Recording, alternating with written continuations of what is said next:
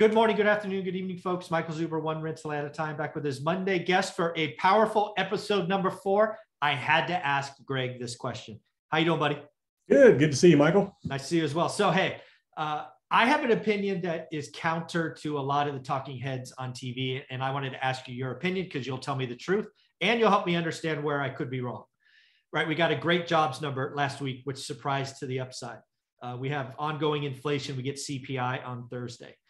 We had GDP at 6.9% for Q4. I'm here to tell you, Greg, that I personally think we have a recession starting sometime this year. Now, a recession, just to be clear, is a negative GDP print, and a recession is officially declared when you have two of those, 2 quarters back to back. So I'm saying we at least start a recession this year, which means maybe the first quarter is Q4. What do you think about that? Am I all wet? Am I wrong? Well, it depends on the Fed. So if the Fed holds course and raises rates, pulls back on QE, those types of things, by default, you're going to enter into a recession. That's how you stop growth. Yep. Inflation's out of control. The Fed's mandate, number one mandate, is to control inflation, stable prices. Number two, full employment, or I'm not sure which one's first or most important. So they have to fight inflation. In order to fight inflation at the level we're seeing it now, if we don't see some transitory nature of it already, take care of itself, then they have to put the country into a recession to slow growth, to bring prices back into check. That's just how you do it. Mm-hmm. And again, a recession is just a decline in GDP. Now, the GDP print that we saw was a reflection of two things. One, higher prices because of inflation, and two, inventories. So there's a thesis out there that inventory build because of the supply chain is what's contributing to that. And we're not going to see, that demand in the next couple of quarters. We're going to see a reduction of inventories. So I agree. That's the real question, is how much of that was inventory build? How much of it was real demand? And if we continue to see people go back to work, if we continue to see getting on the other side of the pandemic and that kind of go away, and the world gets opened back up and everybody's back to work and things like that, well, you could see, increase in productivity, increase in demand. So we could kind of stabilize a little bit, but inflation is a real thing and it's a real problem. The question is, how persistent is it?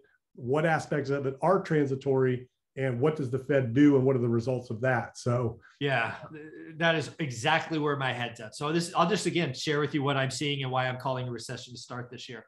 First and foremost, Q4, you're absolutely right. 6.9% GDP is a great headline number. 4.9% of that is estimated simply to be inventory build, which means only 2% is other. And oh, by the way, we had 7% CPI.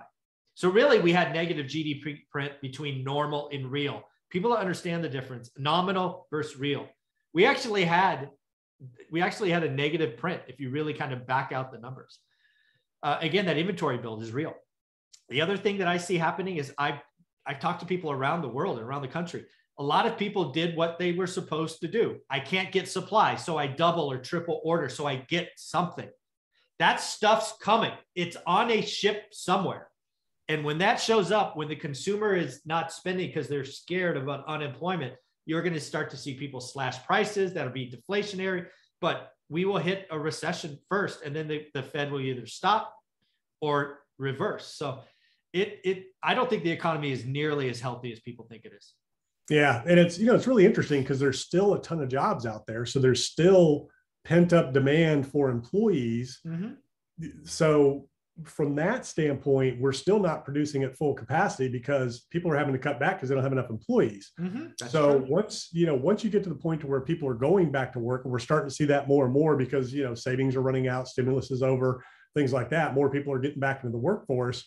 The real question is going to be, what does the demand cycle look like once everybody's back to work, everybody's producing? Arguably, that should increase productivity. That should increase. I don't know. Because again, this is where I kind of differ with a lot of people. I think we've bought a lot of stuff the last 2 years. I think what might change is we don't buy as much stuff, but we do services. We take trips. We, do all, the things that we couldn't do the last 2 years we do, but that means that we buy less stuff. So the economy maybe is unbalanced. I don't know. I guess I don't have a rosy picture of 2022. Yeah, the employment thing's a big thing. So as long as we have as many open jobs as we have, then we're not firing on all cylinders from GDP. We're not producing because you can't. I mean, in your neighborhood, how many restaurants you'll go to that are closed because they couldn't get any help or have limited their hours, their days of the week. I mean, that's happening all over the place. So we're still not functioning at full capacity because of the supply chain issues, the pandemic, and the labor. The biggest issue is the labor. There just aren't enough people to go to work. So until you get back to a normal level of employment and less jobs open, the economy still isn't firing on all cylinders where it could be. So I think that's part of what the Fed's looking at, saying, look, we still have all these jobs. Once we fill those, that should arguably increase, productivity, increase GDP prints, things like that, and increase demand because people are now making more money. I don't know. It's really interesting times. And, we've never seen anything like this ever. Generally, when you have people out of work, it's because there is no jobs. Exactly. Yeah. Or are no jobs. Yeah, exactly. Well, I'm curious, do you think the Fed gets backed into a corner? They got to raise half a basis point or 50 basis points in March. You think that's coming, or you think they're going to wimp out and only do a quarter? Well, it changes week to week. I think right now, until we get, the CPI print and job numbers this week, I think right now the consensus is they can raise a half a point and they'll be fine. So then it becomes what happens from the markets when that happens, because it's really interesting. If you listen to Kathy Wood, she put out her little statement the other day, her forecast and her outlook, interesting stuff. And of course, you need to qualify the narrative that, number one, she's under pressure and she's trying to attract more capital. Number two, she's also speaking to the Fed, because the Fed watches these top funds and top analysts. And she said the market is sending a very clear signal to the Fed that they better not be going beyond a half a point, that the market might be able to digest a half of a point, but that's it. Where other analysts are calling for 4 or 5 rate hike next year. She's saying the markets are sending a clear message to the Fed. The analysts are sending clear message to the Fed. A half a point's all you got. So in other words, there's probably a group saying, if he tries it again, sell. Got it. Behind closed doors, sell.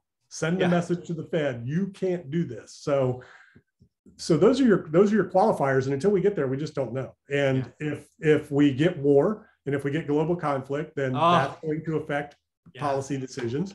If the pandemic pops up again and we get, God forbid, another breakout or a worse breakout, that's going to affect Fed decision and policy.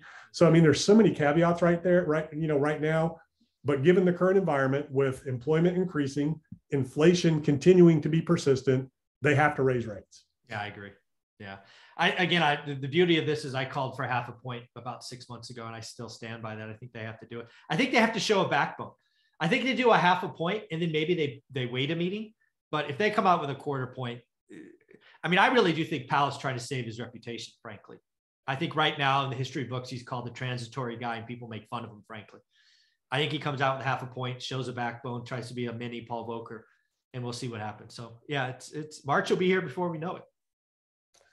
It'll be here quick, and the markets will know what that narrative is, and you'll see it in the market. So if you see a lot of selling, then you pretty much know he's going to do it. If you see significant selling, he might back off and only do a quarter point.